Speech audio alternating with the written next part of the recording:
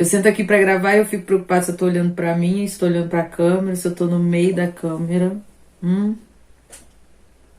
Tá bom assim?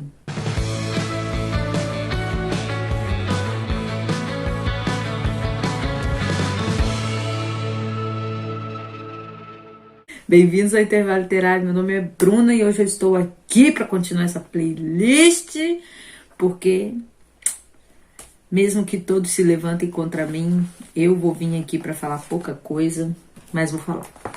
Olha só, nesse capítulo 10, o Chesterton vai falar sobre George Moore.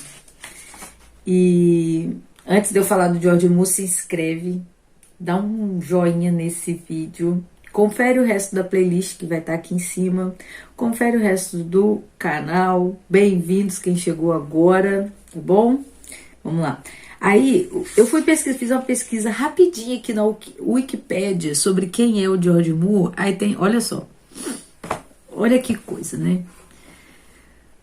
Filosoficamente, inaugurou o renascimento do realismo na Inglaterra e forneceu à análise os fundamentos que lhe permitiram o progresso, bem como métodos zelosamente aprimorados e trabalhos exemplares.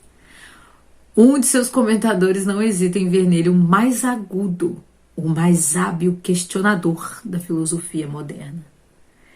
É, por certo, um filósofo para os filósofos. E aí vai. A questão é que você começa a ler o texto aqui do Chesterton, capítulo 9, eu falei capítulo 10. No capítulo 9, a impertinência do Sr. George Moore, e você não sabe quem ele é, não sabia quem ele era. Aí eu fui pesquisar e ele tá assim, todo elogiado e tudo mais. Nasceu no dia do meu aniversário, dia 4 de novembro, olha bem. Mas olha só, ele começa assim: o Sr. George Moore começou a carreira literária escrevendo confissões pessoais. Não há nenhum mal nisso, caso não tivesse continuado por toda a vida. Ou seja, tem um tom de tédio, né? E aí ele vai falar, né, que o George Moore deixou a igreja católica, que ele não era mais católico. E ele deu um motivo, ele falou assim: o Sr. George Moore não entende a fé, porque ele não tem muito problema assim de acreditar no mundo espiritual. Ele tem um pouco de problema para acreditar na existência das outras pessoas. Vocês não acham isso maior barato? Ele vai dizer aqui, ó, que ele não acredita nos paradoxos da fé. São paradoxos importantes, né, para a religião cristã. O paradoxo da esperança, ou seja, quando a coisa é pior do mundo, quando ela está desesperadora, que você vai ter esperança. O paradoxo da caridade ou do cavalheirismo, que quanto mais uma coisa é frágil, mais ela merece atenção, né, mais ela merece uma defesa. E a ideia do orgulho. Ele diz assim: ora, um dos mistérios práticos e funcionais da tradição cristã, que a Igreja Católica Romana, como sempre digo, faz excelente trabalho ao recordar, é a ideia da pecaminosidade do orgulho. E o orgulho é uma fraqueza de caráter. Seca, né, a alegria, faz murchar a admiração, torna a área do cavalheirismo e a energia. Por isso que o Sr. George Moore não entende a tradição cristã. E aí ele vai colocar uma ordem assim, de que a humildade é mais sábia e potente que o orgulho, e a vaidade é mais sábia e potente que o orgulho. Então, seria, né, vaidade é menos pior um pouquinho do orgulho. A questão é que o George Moore, ele é orgulhoso, ele não é nem vaidoso, porque a vaidade vai ficar contente com o que os outros elogiam nela, né? Ou pelo menos que falem dela, mesmo que seja uma chacota e tal, a vaidade fica feliz porque as outras pessoas estão olhando para ela.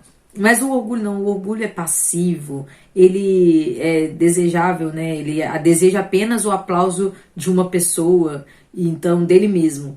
E ele vai fazer essa diferença entre a vaidade, que é ativa, deseja o aplauso das grandes massas e tudo mais. Como se ela fosse mais divertida, como se ela fosse mais social. E tem uma frase aqui em que o Chesterton diz que o ego é uma górgona. A vaidade a vê pelo espelho de outros homens e continua viva. E o orgulho a vê diretamente e se transforma em pedra.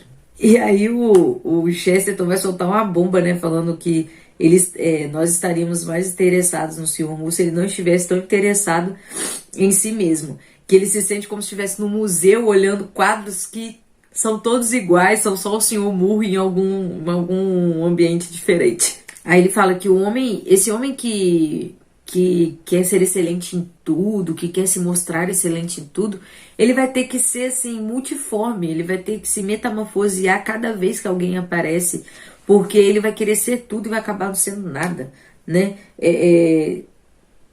É o homem sensível que é excelente em alguma coisa. E por ele não ser orgulhoso, ele não fica assim tão preocupado de que ele não é excelente em tudo, né?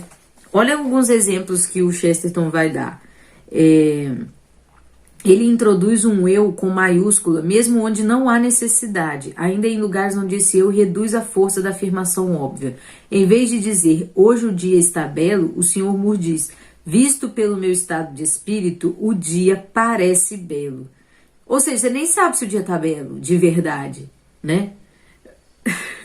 Em lugar de dizer como qualquer pessoa, evidentemente Milton tem um estilo elegante. O Sr. Moore diria, como cultor do estilo, Milton sempre me convenceu. Aí o Chesterton vai dizer, o merecido castigo desse espírito egocêntrico é ser totalmente ineficaz.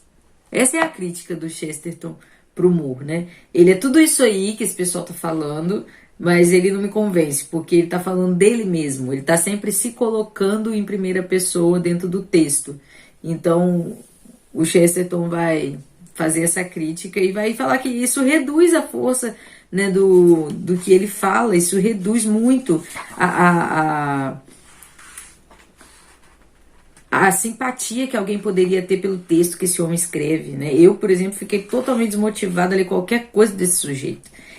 E eu separei aqui, né, essa questão do orgulho, da vaidade e da humildade, e eu separei algumas coisas que eu quero ler para vocês. A humildade é a primeira bem-aventurança, né? Lá em Mateus 5,3 fala assim, bem-aventurados os humildes de espírito, porque deles é o reino dos céus.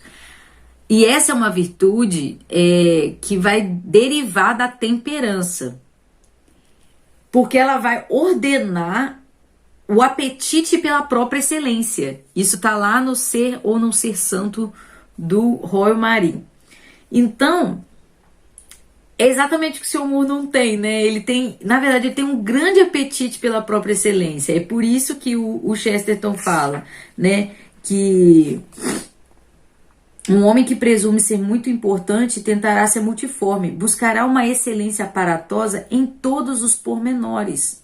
Tentará ser uma enciclopédia de cultura e sua verdadeira personalidade será perdida no falso universalismo. Então, essa questão também da verdadeira personalidade. Quando você é humilde, você sabe exatamente quem você é. Você tem essa habilidade de andar na verdade, como diz Santa Teresa d'Ávila, né? Não é todo mundo que concorda com isso. O Nietzsche vai falar que a humildade é a virtude do escravo. E o Sponville vai falar que ele está errado. E o Sponville é ateu. Isso é que é interessante, né? O livro que eu tô falando é do André Comte Sponville. Comte, também não sei se é assim que fala, Pequeno Tratado das Grandes Virtudes. E aqui ele vai falar, né, da polidez, fidelidade, prudência, temperança, coragem, justiça, generosidade. Ele vai falar de 18, tá? E aí tem algumas outras coisas no final. Esse é um livro, uma edição antiguinha, tem 381 páginas. Eu nem sei se tem esse livro na Amazon, deve ter, né? Vou colocar aqui depois se tiver. Enfim, aí daqui eu tirei algumas coisas que eu achei bem interessante. Essa primeira bem-aventurança, ela é considerada, né, junto com a fé, o sustento de todo aquele edifício espiritual que o cristão vai, né, trabalhar durante a sua vida. Então, a fé e a humildade vão abrir caminho para todas as outras virtudes. Lá em Tiago fala, né, que Deus dá graça, Deus resiste aos soberbos, mas concede graça aos humildes, em Tiago 4,6. Então, se a humildade está ligada também à graça, a conceder a graça, essas duas coisas vão funcionar juntas, fé e humildade.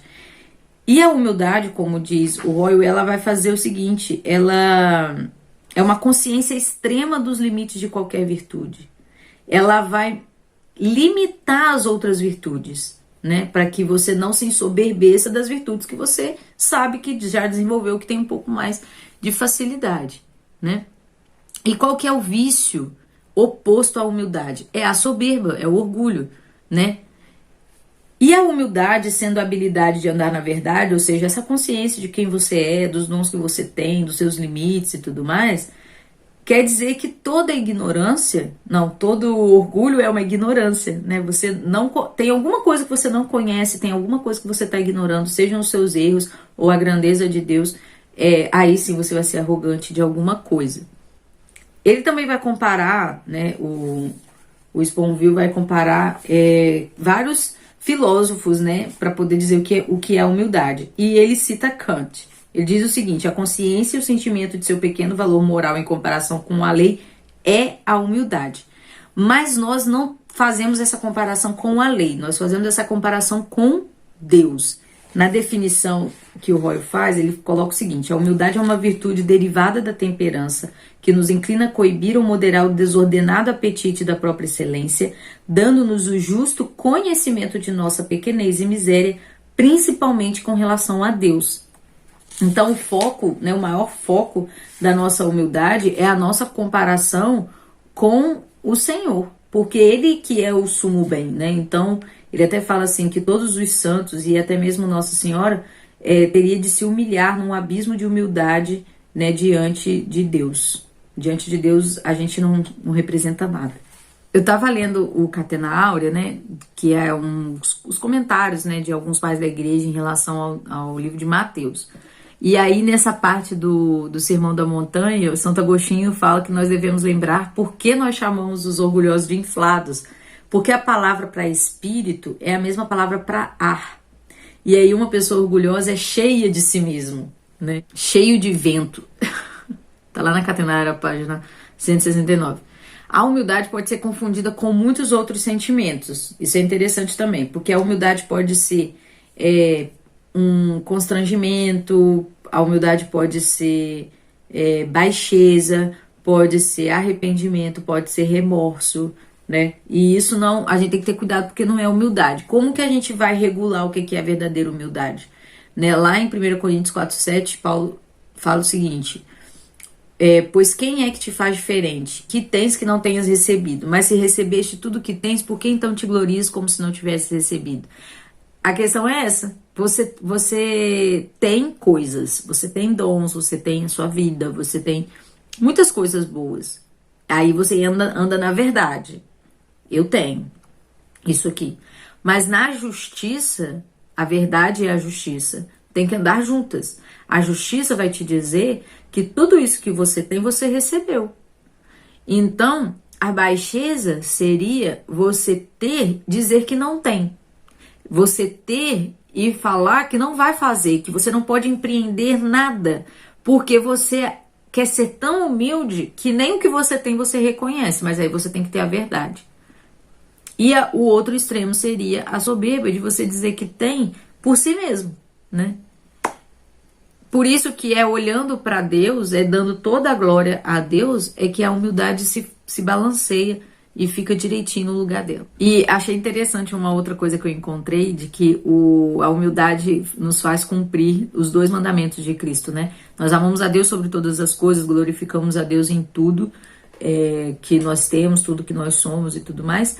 E também nós conseguimos nos andando na verdade, sabendo do nosso valor, nós damos valor ao outro, porque vamos amar ao outro como a nós mesmos, sem desprezar, né, o bem que está no outro. Então, eu submeto o mal que há em mim, aquilo que é ruim em mim, aquilo que eu sei que não vem de Deus, ao bem que Deus colocou no outro, né? E aí todos podemos nos ajoelhar e sermos servos uns dos outros. Isso tá aqui também. E aqui nesse livro Humildade, do Andrew Murray, A Beleza da Santidade, tem uma frase muito bonita, deixa eu falar para vocês. Ser de fato abençoado, a profunda alegria dos céus, é estar tão livre do ego que o que for dito de nós ou feito a nós é perdido e tragado no pensamento de que Jesus é tudo. Muito bonito, né? Vamos confiar nele, que se encarregou de Paulo para que se encarregue de nós também. Espero que vocês tenham gostado dessa reflexão. Deixe o seu like, tá bom? Se inscreva no canal se você é novo, confere os outros vídeos e vamos continuar lendo Chesterton.